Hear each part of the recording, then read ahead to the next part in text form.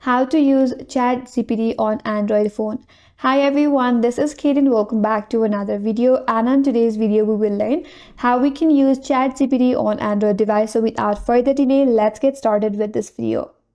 You can either use ChatGPT through the browser or through the official ChatGPT application. So if you want to use through the browser, then you have to open a browser in your device, that is Chrome browser. And in the search bar, type in openai.com.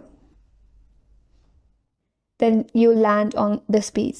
Here, if you already have an account, you can simply log in. If not, you have to create the account. And once logged in, now you can type your questions or task and ask to ChatGPT. After that, it will respond accordingly. So this method will help you without installing any application. But if you want to install the official application, open up Google Play Store in your device, head towards the search bar at the bottom right, and in the search bar, search for ChatGPT. Now you can install the application. Once the application is installed, you can open up the application. And if you already have an account, you can simply log in. If not, create one account and then log in. Once you're logged in, now you can start chatting easily.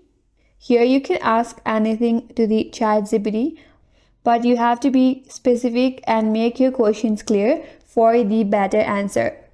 You can use ChatGPT for many things like homework help, writing emails, making recipes, learning a language, or coding. And make sure that you don't share any of your private information like your passwords or bank details. And you can also use the voice feature of ChatGPT too by tapping on the microphone icon, as you can see on this text box. That's going to help you use the voice feature, where you can use the voice command to ask questions to ChatGPT. And that's how you can use ChatGPT on your Android device. And that's all for today's video. Hope this video was helpful, and if you're new to our channel, consider subscribing. Thanks for watching and stay tuned for more videos.